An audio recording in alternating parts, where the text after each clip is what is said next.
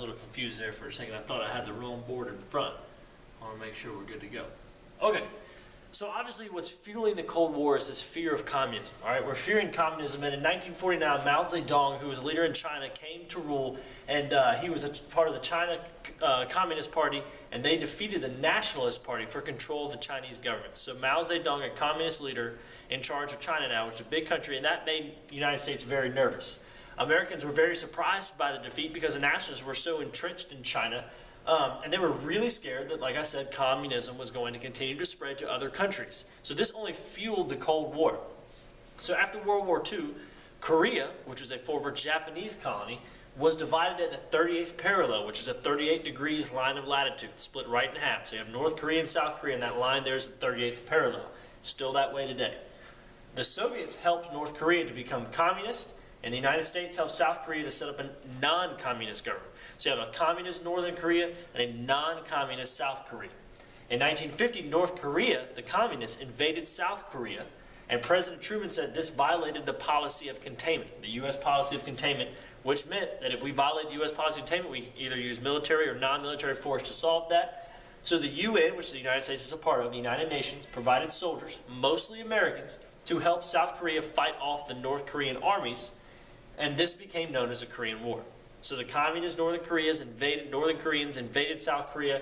That violated Truman's policy of containment, and boom, we had the Korean War because we sent troops over there.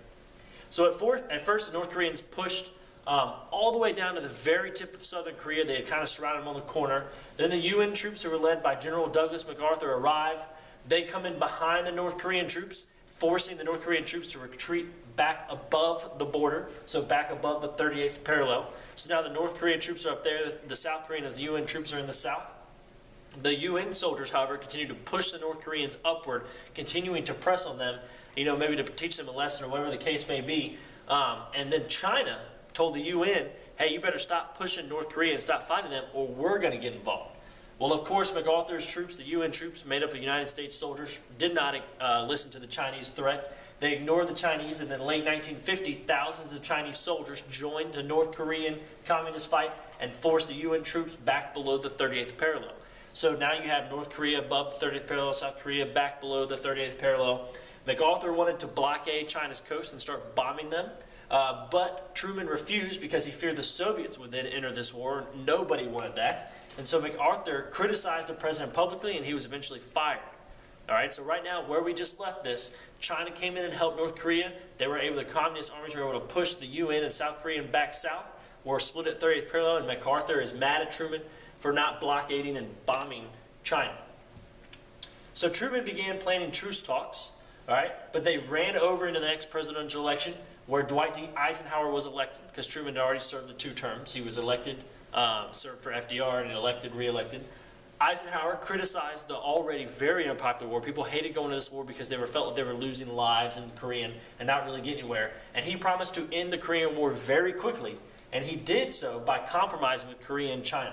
He warned them secretly that if they did not uphold the compromise, and if they did anything like this again, challenge South Korea or try to spread communism, that he would use nuclear warfare.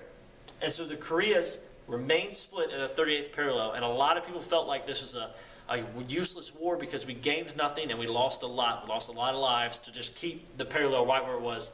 Communism didn't go any further, but it stayed right where it was, and we were never going to put any pressure on it. This led way to McCarthyism. All right, Senator Joseph McCarthy said he had a list of 200-plus government officials in the United States government who belonged to the Communist Party. There was absolutely no proof to that, but it caused a huge stir in the American government, and his accusations created a hunt for communists in America. People were hunting for them everywhere. McCarthyism today means reckless charges against innocent citizens. All right, so McCarthy basically just said, you're a communist, you're a communist, you're a communist, you're a communist. And he had no proof. All right, and he started this huge, massive scare of communist people, and they were accusing everybody left and right. Eventually, McCarthy accused the army of having communists in their army, of coddling with them and allowing them to be a part of the army. And there's absolutely no proof of that. And the Senate condemned the accusation that he made, and McCarthy kind of faded away, back into the back, out of the spotlight for a little bit. So the arms race, the second part, another part of the Cold War. Under Eisenhower, the U.S. had a more aggressive stance towards communism. Absolutely no communism. Aggressive means we're going to be a little more assertive. So in 1949, the U.S. learned the Soviets had an atomic bomb, thanks to Soviet spies stealing secrets. So Soviets now have an atomic bomb. The new nations were immediately put into an arms race, competing to see who could get the most nuclear war weapons. And they were trying to develop these nuclear weapons that were more and more destructive. So you've developed the atom bomb, we'll develop this bomb, we'll develop this bomb. 1950s, both sides built an H-bomb, or a hydrogen bomb, which is supposedly more powerful than the atomic bomb. And this caused both sides to stock up.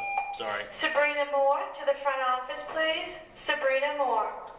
This caused both sides of the Cold War, the Soviets and the United States, to stockpile on all these nuclear weapons. This became known as the arms race. Then you had the space race. In 1957, the Soviets launched a satellite called Sputnik, which freaked a lot of Americans out. They were very scared. The satellite was supposed to do things, spy on them. So the United States and Soviets immediately began competing to dominate space, and both sides dumped billions of dollars of money into space research, and we were able to land men on the moon prior to the Soviet Union. So all this stuff you read here only fuels the Cold War, the threat of communism, the fear of communism. Marilyn Kinch, And of to the course, front office, please. that's the end of the video. Kinch. Perfect timing on that thing. But you can see how all these fuel communism, fuel the Cold War, and only put the United States and the Soviet Union more and more butting heads with each other.